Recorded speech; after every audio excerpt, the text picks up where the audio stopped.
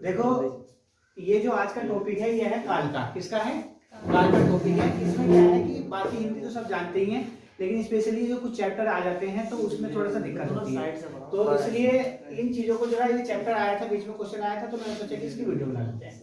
तो काल हमारे क्या है, इसे इंग्लिश में बोलते हैं टेंस। क्या बोलते हैं? टेंस। तो टेंस का मतलब हो गया हिंदी में काल। तो सबसे पहले तो ये पता होना चाहिए कि कितने क्या क्या होते हैं। जैसे तुमसे पूछा जाए संज्ञा के कितने भेद, तुम कह दोगे 5। सर्वनाम के कितने भेद? 6। और विशेषण के कितने भेद?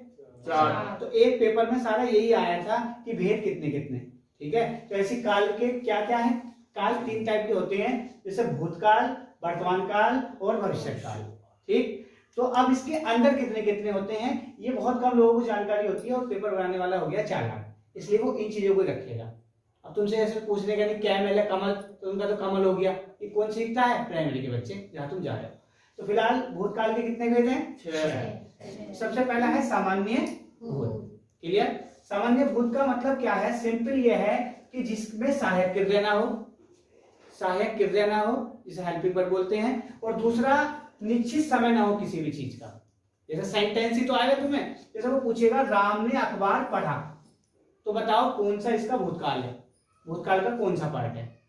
ठीक है, तो राम ने अखबार पढ़ा, तो अब ये कंफर्म नहीं है, टाइम निश्चित नहीं है कि कब पढ़ा, सुबह पढ़ा, ये सोते हुए पढ़ा, कैसे भी पढ़ सकता है वो। तो कौन सा हो गया ये? सामान्य।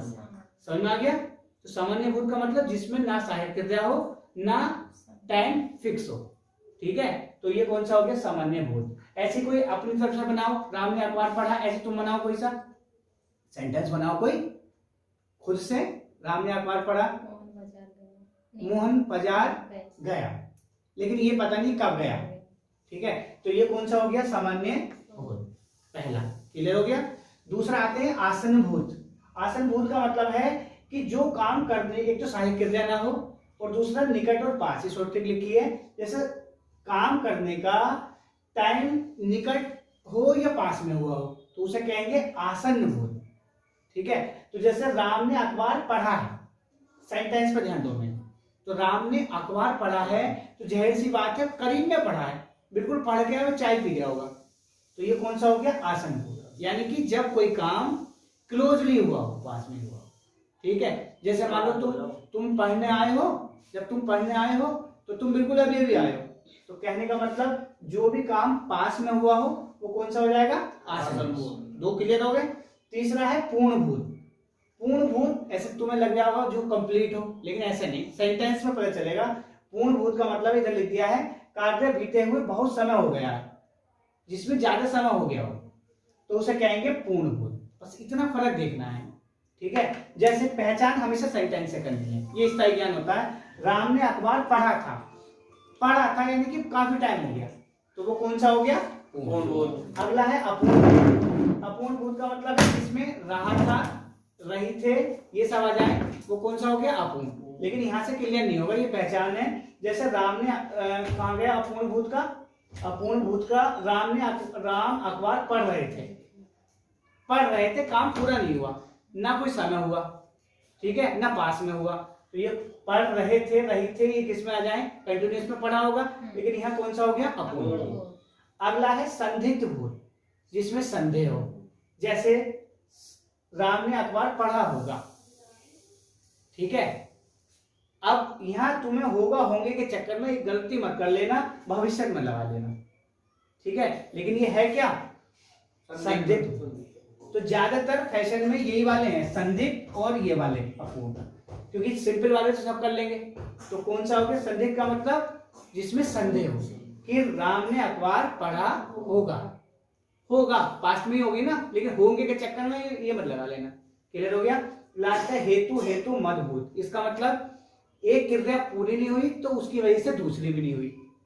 जैसे यदि वर्षा होती तो फसल अच्छी होती, ठीक है, अब जब वर्षा ही नहीं हुई तो फसल भी अच्छी नहीं हुई, तो ये कौन सा हो गया? हेतु मदभूत। क्लियर हो गया? ये हो गया तुम्हारा फाइनल। कोई दिक्कत हो तो इसका फोटो खींच लो, ठीक है। देखो अब अगला नंबर है वर्तमान काल का। वर्तमान काल के कितने भेद? 5 भेद हो गए। तो सबसे पहला है सामान्य वर्तमान। तो सामान्य वर्तमान ऐसी उसमें सामान्य भूत था, बस अंतर क्या है, था थी थे, इसमें है ता है ती है ते है। बस तुम्हें पहचान याद रखनी है, पहचान से तुम्हें निकालना है और कुछ नहीं करना।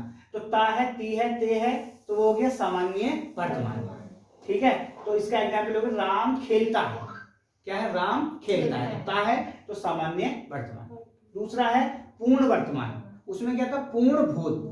तो पूर्ण वर्तमान का मतलब चुका है चुकी है, काम बिल्कुल हो गया। उसमें चुका था आएगा, इसमें चुका है आएगा। पूर्ण वर्तमान, जैसे राम खेल चुका है तो काम हो गया उसका।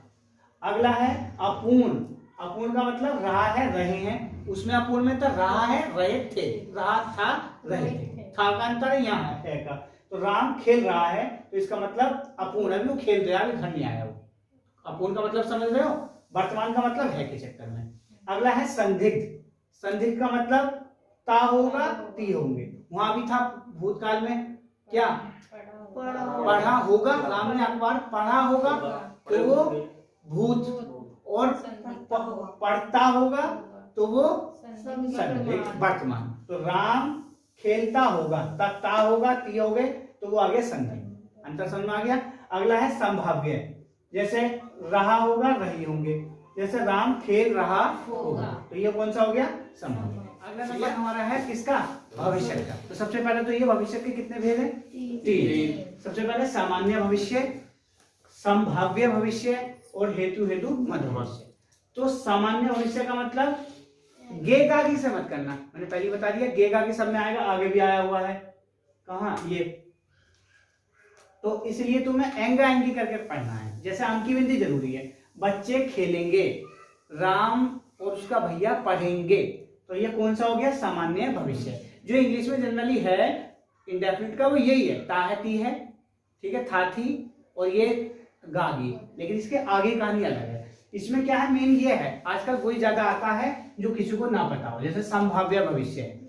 तो संभाव्य का मतलब है कि जिसमें ये पहचान याद रखनी है कि शायद और कदाचित, जिसके अंदर शायद आ जाए और कदाचित आ जाए तो वो कौन सा हो जाएगा, संभाव्य। क्योंकि ये क्यों पहचान याद रखनी है, जब तुम एक साथ पढ़ोगे मिक्स करके तो तुम ये पहचान नहीं कर पाओगे ये क्या था ये क्या था, इसलिए पहचान याद रखनी है। बस क्यों क्वेश्चन करना, वो पहचान से होगा।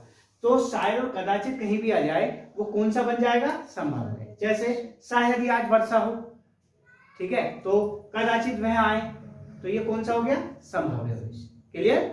अगला है हेतु मत, जैसे एक क्रिया का होना दूसरे पर निर्भर हो। पहले वाले में क्या था कि एक क्रिया होगी तभी दूसरी होगी, जैसे यदि वर्षा होगी तभी वर्षा, तो उस पर डिपेंडेशन था। इसमें क्या है कि संभावना है, संभावना का मतलब है, समझे, यदि राम को छात्रवृत्ति मिले तो वह पढ़े, तो डिपेंडेशन है। तो ऐसे यदि पढ़ोगे तो पास हो जाओगे। यह खत्म नहीं है कहानी, भूतकाल में खत्म थी। तो ये कौन सा हो गया, हेतु मत, ठीक है। जो जनरली अब इन्हें मिक्स करके आपने याद रखें, क्योंकि ये मिक्स करके आप कंफ्यूजन करेंगे, इसे क्वेश्चन लगाएं, बात खत्म, चैप्टर हो गया क्लोज।